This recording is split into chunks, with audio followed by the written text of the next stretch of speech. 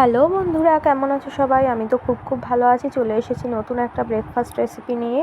প্রথমে আমি ম্যাগি সেদ্ধ করে নিলাম। আমি নিয়েছিলাম 2টো ম্যাগি, তাতে দিলাম তারপর আধখানা গাজর গ্রেট করে নিলাম। ম্যাগিটা সিদ্ধ করে আমি একটা পাত্রে জল ঝরাতে দিয়েছিলাম, নুন দিয়ে সিদ্ধ করেছিলাম। গাজরটা গ্রেট করে নেওয়ার পর 2টো ডিম ওতে ভেঙে দিয়ে দিলাম একটু নুন, একটু হলুদ, কড়াইতে তেল দিলাম।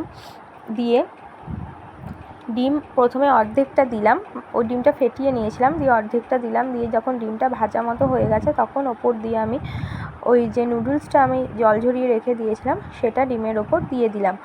তো দেখো, তো দিয়ে দেওয়ার পর যখন দেখলাম ডিমটা বেশ ভাজা ভাজা হয়ে গেছে তখন ওটা একটা পাত্রে তুলে নিলাম। দিয়ে বাকি যে অর্ধেক ডিমটা ছিল সেটা আবার ভেজে নিলাম।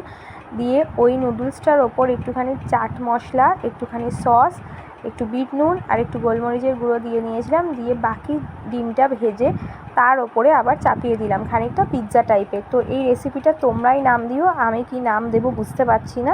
তোমরা একবার ট্রাই করে দেখো, আশা করছি সবার খুব ভালো লাগবে। সবাই কিন্তু বানিয়ে একবার খেও আর আমাকে জানিও। সবাই খুব ভালো থেকো, সুস্থ থেকো, টাটা।